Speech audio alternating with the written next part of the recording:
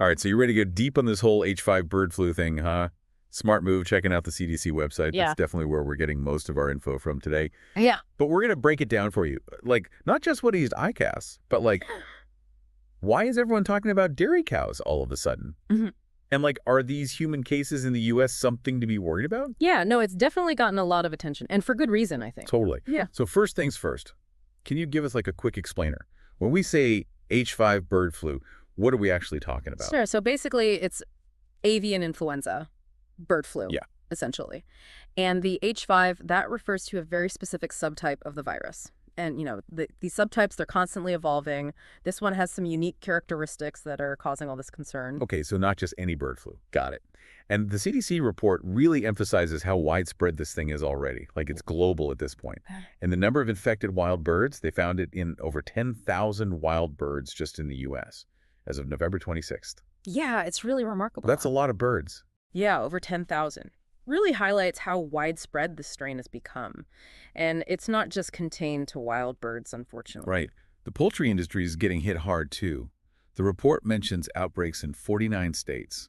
Over 112 million birds affected as of December 2nd. Like, can you imagine what that means for egg prices alone? It's a big economic concern for sure. And then there's the whole dairy cow thing. Nobody really saw that one coming. Yeah, that's the part that has everyone kind of freaked out, right? Yeah. And it's not just a few isolated cases either.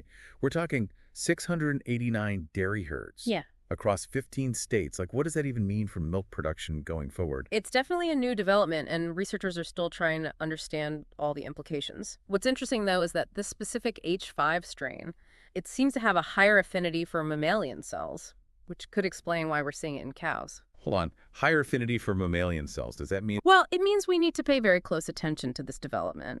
The virus is still mainly circulating among birds, but its ability to infect mammals raises some important questions about its potential to adapt further. That is a little unsettling. And then, of course, we can't ignore the fact that there have been human cases already here in the U.S. Right. And that's understandably causing some concern. The CDC has confirmed 57 cases so far, and while it's primarily among dairy and poultry workers, it's a reminder that this virus can cross the species barrier. Okay, so people with direct exposure to the animals makes sense. But still, 57 cases is a significant number. And the CDC table breaks down the cases by state. And California seems to be the hardest hit. They've got 31 cases. Is there something specific about California that's contributing to that? Hard to say for certain without further investigation. It could be a combination of factors, the size of their poultry and dairy industries, the density of bird populations, maybe even environmental factors that make it easier for the virus to survive. Okay, so lots of variables at play. But here's the question everyone wants to know. Is this something the average person should be worried about? Like, is there a chance this could start spreading easily from person to person? Right now, the CDC still considers the public health risk to be low. And thankfully, we haven't seen sustained person-to-person transmission. Okay, that's at least a little reassuring. But, if it does start spreading more easily between people, wouldn't a travel ban be a good idea? Like, to try to contain it? It's definitely something that authorities would consider. But you have to remember, travel bans have their own consequences. They can disrupt trade and tourism and impact people's lives in a lot of ways. Yeah, good point. It's not a simple decision. So what about what's being done right now to try to get this under control? What's the CDC recommending people do to protect themselves? Well, the key is to minimize contact with potentially infected animals and their environments. So that means avoiding wild birds, reporting sick or dead birds to local authorities, and practicing really strict biosecurity measures if you handle poultry. So basically, no more petting zoos for a while. Probably a good idea to skip those for now. And for all the raw milk cheese lovers out there, stick to pasteurized products for the time being. No more raw milk cheese, bummer. Yeah, but it's a small price to pay for peace of mind, right? Definitely. So it sounds like the advice is basically avoid contact as much as possible. Pretty much. And the good news is that the CDC is actively monitoring the situation. They're tracking the spread of H5 through their surveillance systems and working closely with public health officials to implement control measures. Okay, at least they're on top of it. Hopefully we can avoid a worst-case scenario. Oh, speaking of worst-case scenarios, does the regular flu shot help at all?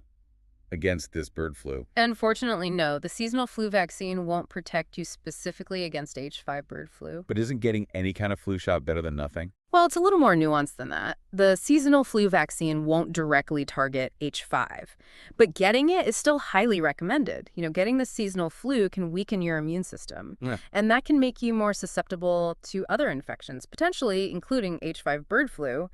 It's all about reducing your overall risk. Right. So it's about keeping your immune system as strong as possible, like wearing a raincoat. It might not stop all the rain, but it'll definitely keep you drier than going out without one. That's a great analogy. Thanks, I'm practicing. Now, I'm curious about this virus itself. Like, what makes it so good at spreading? Is it something about how it spreads or how long it can survive in the environment? It's actually a combination of factors. Let's unpack that in the next segment. Okay, we'll get into the nitty-gritty of transmission and what makes this virus so persistent. Stay tuned. So yeah, this H5 strain really spreading like wildfire through these wild bird populations. So we've talked about how easily it spreads among birds, but like, how's it making the jump to other animals, like those dairy cows? Is it just direct contact? Or are there other ways it's hopping between species? Yeah, direct contact with infected birds is definitely a big factor. Wild birds, they shed the virus through their saliva, their feces, even nasal secretions. So if a chicken or a cow comes into contact with any of that contaminated stuff, they can easily get infected. So pretty straightforward transmission, but I feel like there's got to be more to it than that. You're right. This virus is sneaky. It can survive in the environment for a long time, especially in cool, moist conditions. So contaminated surfaces, like feed water troughs, even farm equipment, they can become sources of infection. So even if you remove the infected animals, the virus could still be hanging around. Yeah. You said environmental survival? Like how long are we talking? Days? Weeks? It really depends on the conditions. But some research suggests it can stay viable for several weeks in the right environment, which makes containment really tough. It's not just about isolating infected animals. You have to disinfect everything they might have touched. That sounds like a logistical nightmare, especially on these big farms. What are some of the biggest challenges farmers are facing in trying to implement these biosecurity measures? It's a huge undertaking, for sure. I mean, think about it. Controlling access to poultry houses and barns, making sure workers are wearing protective clothing and footwear, implementing strict cleaning and disinfection protocols, all while trying to maintain productivity. It's a constant battle. So like hospital-level hygiene, but for farms. I bet it's tough to enforce all of that. Absolutely. And then there's the challenge of monitoring for the virus, both in wild and domestic birds. And then you've got migratory birds. They can travel such huge distances, basically acting like avian super spreaders, carrying the virus across borders. The little feathered typhoid Marys makes it seem almost impossible to control. It's definitely incredibly difficult. Really highlights the need for international collaboration, not just to track these birds, but to share information about outbreaks. Coordinate response efforts. This isn't just a U.S. problem, it's a global concern. Wow. So we've got wild birds, poultry, dairy cows, and now migratory birds. It's like a scene out of Contagion, but with feathers. But it really drives home the point that we're all connected, right? Humans, animals, the environment. Absolutely. And it underscores the need for this concept of One Health to address these challenges. One Health, Bill.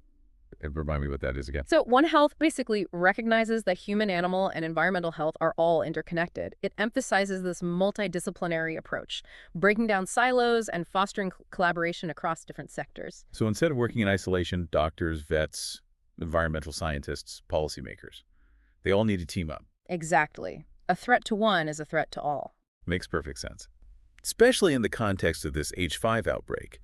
Let's talk about those human cases for a second. You mentioned earlier that most of the infections are in people who work with animals. How are they getting infected? Is it like bites, scratches, or just being around infected animals? Most people probably imagine some aggressive rooster attack. Right. Not quite. It's mainly through close contact with infected birds or their bodily fluids. So handling infected poultry, cleaning contaminated coops or barns, even inhaling virus particles in the air can lead to infection. So it's more about exposure to the virus itself than any specific thing the animal's doing. Exactly. The virus can enter the body through the respiratory tract, the eyes or cuts and abrasions on the skin. So basically any opening it can find, which really underscores the importance of those biosecurity measures. Yeah. Masks, gloves, goggles, anything to minimize exposure. Absolutely. Proper protective equipment is crucial. And for those who do get infected, what should they be looking out for? Good point. What are the symptoms of H5 bird flu in humans? Are they similar to the regular flu? They often are. which can make diagnosis tricky. Fever cough, sore throat, muscle aches, fatigue. All of those could be signs of H5 infection. But in more severe cases, it can lead to pneumonia, respiratory failure, and even death. That's scary. Yeah. So if someone thinks they might have H5 bird flu, what should they do? Seek medical attention immediately. Early diagnosis and treatment are key. I imagine there are antiviral medications that can help, right? Yes, there are antivirals that are effective against avian influenza, but just like with a lot of illnesses, they work best when started early. So time is of the essence. Okay, let's address the big question everyone's thinking about. Pandemic potential. Is this H5 strain something we should be really worried about in terms of a global outbreak? Well, the current risk to the general public is low, but we can't ignore the fact that influenza viruses, they're masters of evolution. You're saying they can change and adapt in ways that could make them more easily spread? Exactly. There's always a chance that this H5 strain could mutate and gain the ability to spread easily between humans. That's why we need these robust surveillance systems to detect any changes early on and respond effectively. Early detection is key. Hmm. Are there any specific red flags scientists are looking for? That would indicate the virus is becoming more transmissible between humans. They're constantly monitoring the genetic makeup of the virus, looking for any mutations that might enhance its ability to bind to human cells or evade our immune system. They're also keeping a close eye on the severity of human cases and any evidence of sustained person-to-person transmission. So it's like a constant game of cat and mouse, trying to stay one step ahead of the virus. Exactly. And that's where public awareness is so important. The more people know about the risks, the symptoms, how to protect themselves, the better prepared we'll be as a society. Knowledge is power, for sure. We've talked a lot about the health impacts of H5 bird flu, but I'm guessing there's some pretty significant economic consequences as well. Absolutely. An outbreak like this can disrupt entire industries, leading to losses in production, trade restrictions, job losses, you name it. It's easy to forget about those ripple effects, but they can be just as devastating.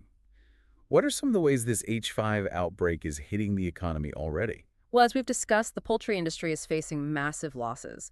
When a farm gets hit with bird flu, the entire flock has to be culled to prevent further spread. Cold, you mean like euthanized? Yeah, unfortunately, it's a necessary but heartbreaking step to contain the outbreak. And it results in major financial losses for farmers. They lose their birds. But they also have to pay for disposal, cleaning, disinfection. Plus the lost income from not being able to sell eggs or poultry products. I imagine those losses trickle down the whole supply chain. Processors, distributors, retailers, ultimately consumers. It's a domino effect for sure. We're already seeing higher prices for chicken and eggs at the grocery store, and those prices could keep going up if these outbreaks continue. And it's not just poultry. The dairy industry is feeling the impact too. Right, with those infected dairy cows. What does that mean in terms of economic impact? Well, when a dairy herd tests positive for bird flu, it can trigger quarantines and movement restrictions, so milk from those cows can't be sold or processed, which could lead to milk shortages and price increases. We're already seeing some signs of that in certain regions. So higher prices for chicken eggs and now milk. This could get worse before it gets better. Are there other economic impacts we should be aware of? International trade is another area that's taking a hit. Countries are imposing bans on poultry and dairy products from regions experiencing outbreaks. So even if we have enough supply here in the U.S., we might not be able to export those products, which could hurt our economy in the long run. Exactly. And then there's the impact on tourism and travel.